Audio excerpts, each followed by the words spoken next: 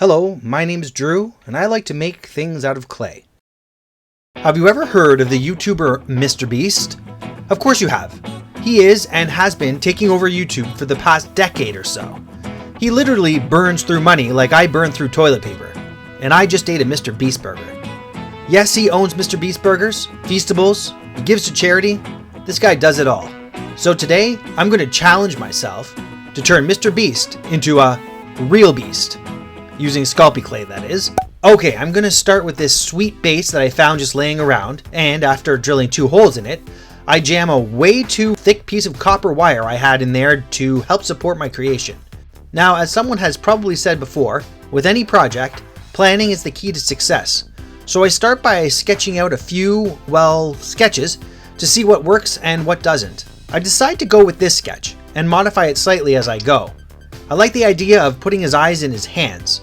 Shout out to Pale Man. And as you will soon find out, decide to scrap the wing idea altogether. As I've said in previous videos, I always seem to make my sketches creepy in some way, but I also like to make them slightly overweight.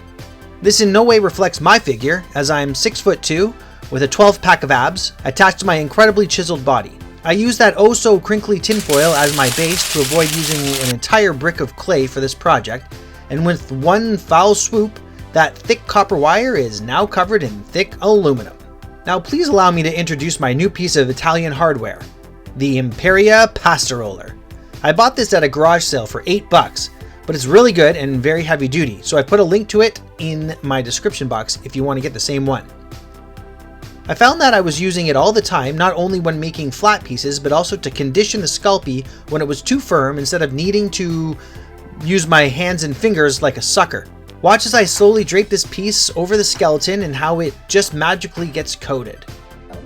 As you can see, I have left this gaping hole in his belly and put a ropey bit around it to later be transformed into a creepy mouth. Now onto the head. I'm swinging a little out of my league here with this project, but I can already say I'm feeling more confident since my first video, which was only 4 creations ago. I poke, prod, add a mouth, nose, eyes, hairline, etc. You know, all those things that go on a face. I also should mention that I heat gun these little eyeballs for a few seconds so that they are firm and don't get squished easily.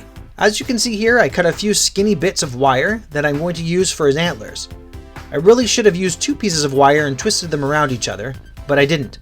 And as a result, they look like garbage. So I changed directions.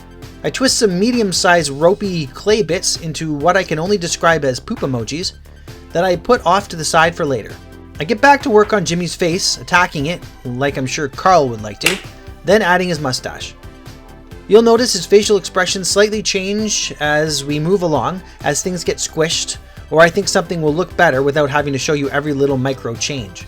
I cut a tiny strip for teeth, heat gun it, and then jam those big old buckies into his face hole. I get to work on his hair, but give his face a little coating of isopropyl alcohol to remove all the turdy bits and dingleberries left over. Then a quick heat flash will help his face keep the shape I want. Now onto those poop emoji horns. Long story short, they break and I trade them in for a couple thicker bone type horny things. Sticking a tongue directly below the teeth really helps to give the impression that Jimmy is taunting his competition. I'm running low on my semi-translucent clay, so I switch over to my gray firm clay. There isn't a huge difference, but it's definitely firmer, and using my pass machine helps condition it. I then make a skin texturing tool and flash heat it. I pop in a couple of shoulder horns because, well, the hornier the better in my opinion. Then twist some thin wire around some balls of tinfoil for his hands.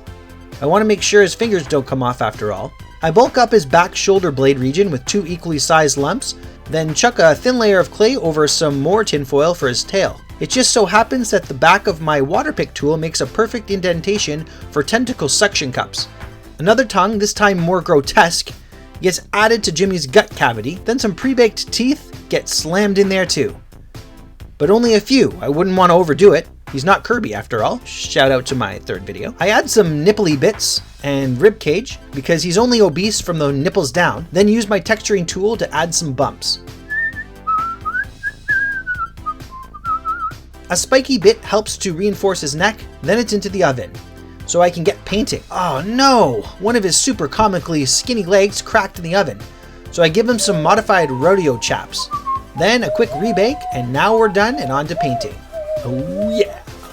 Instead of boring you to death with each detail I paint, I'm going to make you want to puke by turning Mr.Beast around and around, each time having something new painted. First I prime him with a little whitewash, then he gets a light blue wash. I'm testing out the colors here and don't want to cover all those delicious pimply bumps I added earlier. Another darker green wash follows, then his hooves and chaps, stomach details, hands and shoulder horns completed, and finally his skin pigment. Much better than my Willy Wonka, I must say. Here we are just about to start this glorious photo shoot, but I want to mention that I add some gel medium to just his stomach mouth, his tongue, eyes, horns, and claws to make them shine. Okay, now feast your eyes on the real Mr. Beast. I'm extremely pleased with how this guy turned out. I can't even tell you how many hours I spent making him, when factoring in the time spent filming, editing, writing, this dialogue, etc., but it was worth it. I can tell I'm improving, so hopefully it just gets better from here. Thanks for watching and stay tuned for next Friday's video.